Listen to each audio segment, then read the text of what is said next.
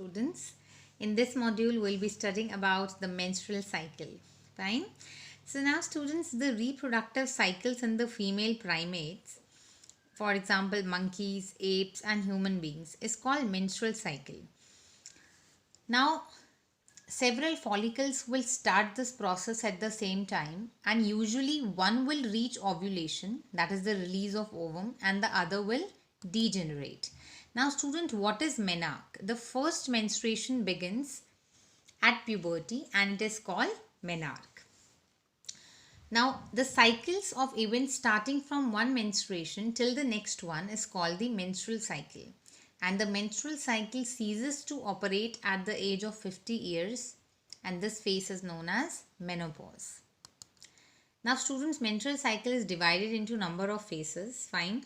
So the cycle starts with the menstrual phase. Fine. When menstrual flow occurs and it lasts for 3 to 5 days. Now students, the menstrual flow results due to breakdown of endometrial lining of the uterus and its blood vessels, which forms liquid that comes out through vagina. Students, menstruation only occurs if the released ovum is not fertilized. Lack of menstruation may be indicative of pregnancy. However, it may also be caused due to some other underlying causes like stress, poor health, etc. Now students, the menstrual phase is followed by the follicular phase. During this phase, the primary follicles in the ovary grows to become a mature, we can say a fully mature Giraffian follicle, and simultaneously the endometrium of uterus regenerates through proliferation. Now students, these changes in the ovary and the uterus are induced by changes in the levels of pituitary and ovarian hormones. Now the secretion of gonadotropin, that is luteinizing hormone, and follicle stimulating hormones, these have already I have explained you students in the gametogenesis process. They increases gradually during the follicular phase and stimulate follicular development as well as the secretion of estrogen by the growing follicles. Now students, both LH and FSH attains a peak level in the middle of cycle, that is 14th day.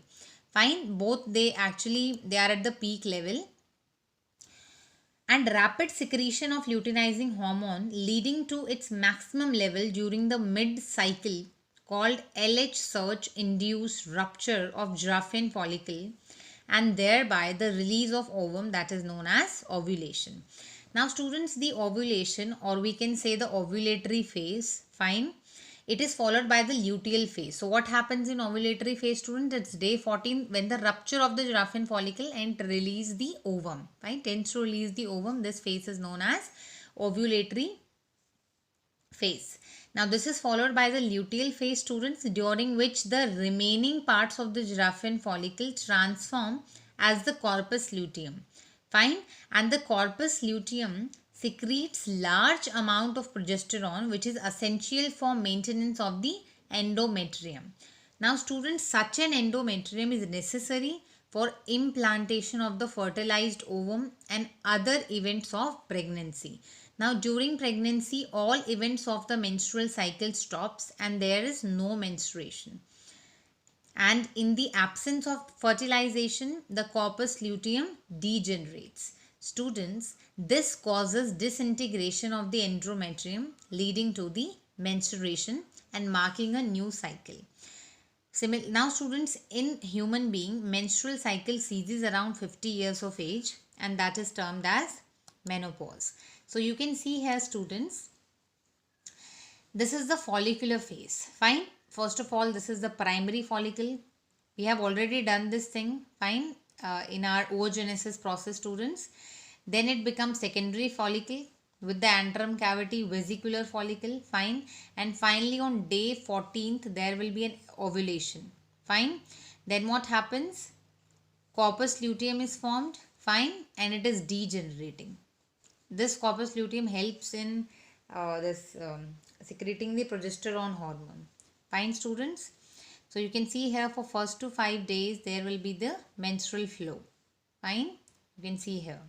Then there will be the proliferative phase, or we can say the follicular phase. Fine, students. Now the secretory phase. Then comes the secretory phase. You can see here.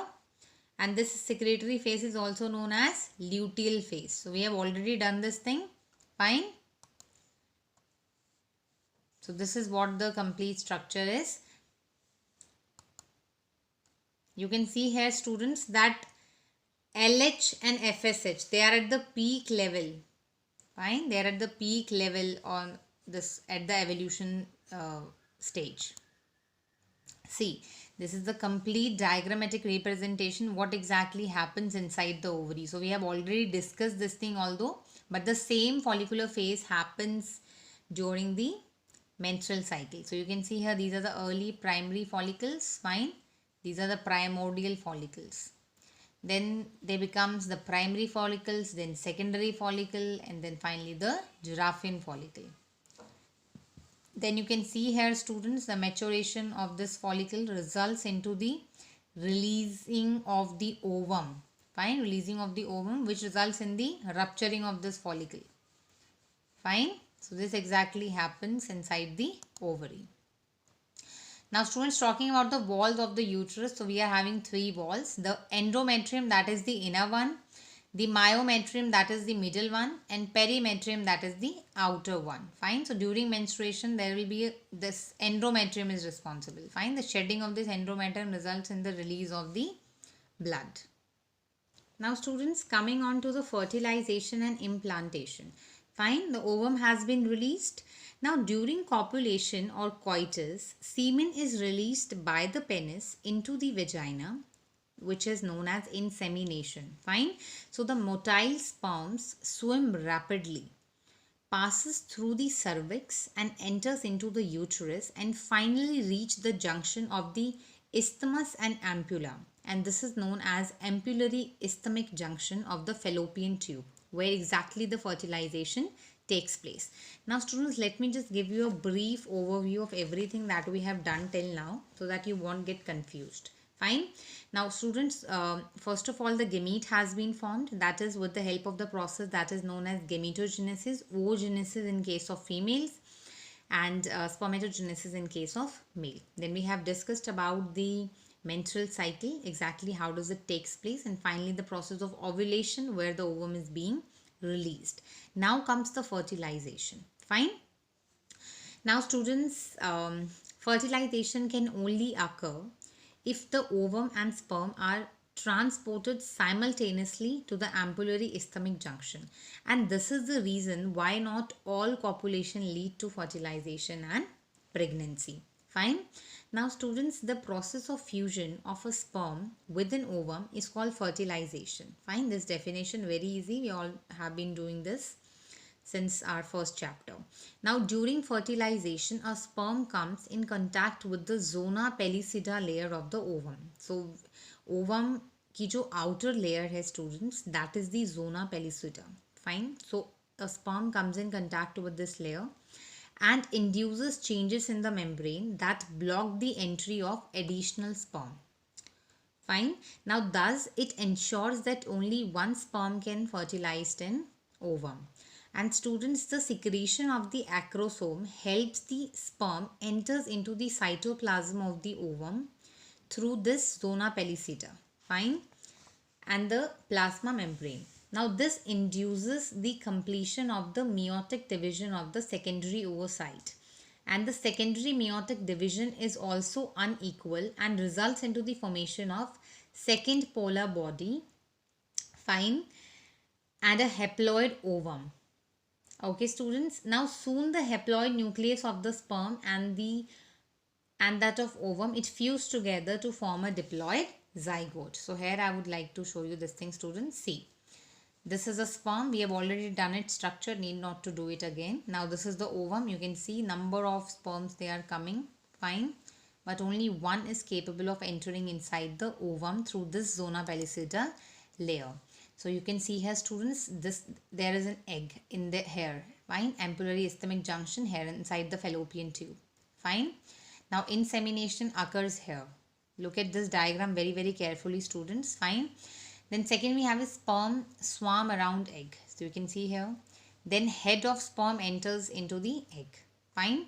Then here you can see new membrane forms to prevent further entry of sperm. So only one sperm can enter inside the ovum, and here exactly the fertilization is being done, which results into the formation of a diploid zygote. Fine, this thing we have already done. Now students, the zygote undergoes a series of mitotic cell division that is called cleavage, and the stages of development are like we have the zygote, it divides, fine, and that results into the formation of 2-cell stage, then 4-cell stage, then 8-cell stage, then it becomes morula, then blastula, and then gastrula. Fine. So see here students, first of all we have done what is sperm, what is ovum. Fine. Now their fusion results into the formation of a structure that is known as zygote, that is the fertilized ovum. Now it becomes 2-cell stage. Fine. This is the third one is 2-cell stage. This first one is student sperm and ovum. They get fused. Second, you can see zygote is formed. This is 2-cell stage. This is 4. Then fifth one. Fine. This is known as morula. This is known as blastula, and this is known as gastrula. Now look here students. This is zygote. It undergoes the mitosis division. Fine. Results into the 2-celled stage. Then again 4-celled. Fine. Again mitosis division takes place and it results into the formation of a morula. And then this blastocyst. Fine. Where you can see the inner cell mass and a fluid cavity, and the outer layer is trophoblast. Fine. So you can see here this is the structure of morula. And this is the blastocyst. Fine. Now students, the cells in the blastocyst, they are arranged into an outer trophoblast and an inner cell mass. And students, the trophoblast gets attached to the uterine endometrium. So this is the trophoblast. Finally, it gets attached to the endometrium. Fine students. So this is what the implantation is. Fine. So this process is called implantation. Finally, the trophoblast has been implanted inside the uterus, and this leads to pregnancy. Now the inner cell mass gets differentiated to form the embryo. Fine students. So here exactly you can see this overview. This is ovary. Fine.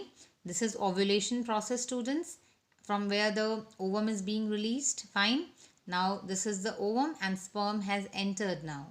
And this is what now there will be the fusion. You can see the third stage, the fertilized egg. Then this is day 1, the first cleavage. This is day 2, 2-cell stage. Day 3 to 4 students, we have 4-cell stage, and finally 8-celled uncompacted morula. Fine. Then we have day 4, 8-celled compacted morula. Then day 5th we have the, you can see this inner cavity is blastocele. We have inner cell mass. Fine. And then day 6 to 7, you can see the late stage blastocyst hatching. Fine. And ultimately day 8 and 9th. Fine. Finally, the implantation of the blastocyst occurs. So these are the different stages students. You can see here, I have already shown you this diagrammatic representation. Fine. So this thing already same student, blastocyst has been shown here, the trophoblast and the inner cell mass when it gets attached inside the uterus. Now this trophoblast forms finger-like projection called chorionic villi and surrounded by the uterine tissue and maternal blood. Now students, the chorionic villi and the uterine tissue get integrated to form the placenta. And this placenta is connected to the embryo by the umbilical cord. Fine. So you can see here students, this is the complete structure. Fine. This is the chorionic villi. Okay. Amniotic fluid. And this is basically the formation of embryo has been started now. You can see here. Fine. This is the umbilical cord. Now this is the embryo. Fine. This is amniotic fluid. Amniotic fluid, the blue color you can see. Finally, it has been attached, students. And see, this one was the placenta. Placenta is a tissue-like structure, fine, students, with the help of which all the nutrients, they are transferred to the developing fetus. Now, what is the function of this placenta? See, the supply of oxygen and the removal of carbon dioxide. Then comes transport nutrients to the embryo.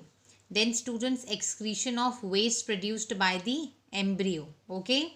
Hormone production, like we have human chorionic gonadotrophins, human placental lactogen, estrogen, progesterone, and relaxin, later stages of pregnancy. Fine, these are the hormones which are produced by this placenta. Okay. Now, immediately after implantation, the inner cell mass of embryo, it gets differentiated, students, into 3 different layers. You can see first one is ectoderm, then mesoderm, and then the endoderm. Fine. Now, students, here I would like to tell you one thing, that this HPL, that is human placental lactogen, basically it promotes mammary gland growth, fine, in preparation for lactation. So these all hormones, they helps in the pregnancy. Fine. Now, students, these are the 3 differentiated layers that are formed immediately after implantation. So you can see first one we have is ectoderm, then mesoderm, and then the endoderm. So this ability of the inner cell mass is due to the presence of multipotent cell, that is known as stem cells. So you can see here, students, this one is the endoderm, then middle we have mesoderm, and the outer we have the ectoderm. So this is a complete structure. Now, students, look here very carefully. See what exactly this ectoderm does. Fine. So it basically helps in the formation of skin, hair, mammary glands, lens, inner ear, brain, spinal cord, peripheral nervous system. What about the endoderm? Yolk sac, lung, liver, pancreas, digestive tubes. And mesoderm, axial skeleton, skeletal muscle, connective tissue of skin, oviduct, uterus, kidney, ovary, testes. Then we have connective tissue of body, wall and limbs, and heart, blood vessels. Fine. So we have differentiated them into different layers, like we have axial, paraxial, intermediate, lateral, and head. Fine. So these are the differentiations. Now, students, this exactly you can see here, this one is the placenta. Fine. You can see the fetus, the amniotic fluid, and the uterine cavity. This one is the yolk sac. Now look here. This happens within the 4 week. The fetus size is like this. Then this is at the end of 5th week. And this one is of 6th week. The actual length is about this much only. And this is of 7 week. Fine, students. This is the developmental stages. What exactly happens, how much time it is required, fine, by the fetus to exactly develop.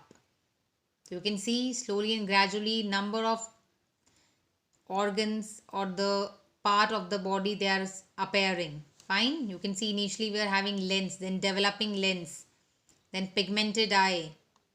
Okay, students. Finally we have an eyelid. Fine. The fingers are separated. The toes are separated. So you can see the developmental stages over here. Then the last one we have is parturition and lactation.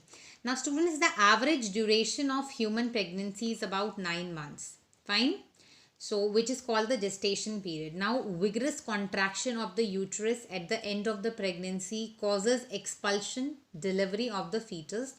And this process of delivery of the fetus or childbirth is called parturition. Now, students, parturition is induced by a complex neuroendocrine mechanism, and the signals for parturition originates from the fully developed fetus and the placenta, which induce mild uterine contraction called fetal ejection reflex. Fine. And this triggers release of oxytocin from the maternal pituitary. Oxytocin acts on the uterine muscle and causes stronger uterine contraction, which in turn stimulates further secretion of oxytocin. The stimulatory reflex between the uterine contraction and oxytocin secretion continues, resulting in stronger and stronger contraction, and this leads to expulsion of the baby out of the uterus through the birth canal, and this is termed as parturition. Now students, the mammary gland of the female undergo differentiation during pregnancy and start producing milk toward the end of the pregnancy by the process that is called lactation. Now this helps the mother in feeding the newborn, and the milk produced during the initial few days of lactation is called colostrum, which contains several antibodies and are essential to develop resistance for the newborn babies. Students, breastfeeding during the initial period of infant growth is recommended by doctors from bringing up the healthy baby. So you can see here, this is the complete birth process, students. This one is the placenta, this one is the developing fetus or the baby, fully developed. Fine. You can see the urinary bladder, the urethra, the vagina, cervix and the rectum. Fine. Now look here, this is a stage 1, ruptured amniotic sac. Fine. Then this is the birth at stage 2, this happens. And finally the baby has delivered out, which is known as parturition. Fine. So you can see here at stage 3, this is umbilical cord, placenta, uterus. Fine. Lactation we have already done. So this was all about that we have done this chapter, students. I hope this thing is clear to each one of you. Thank you.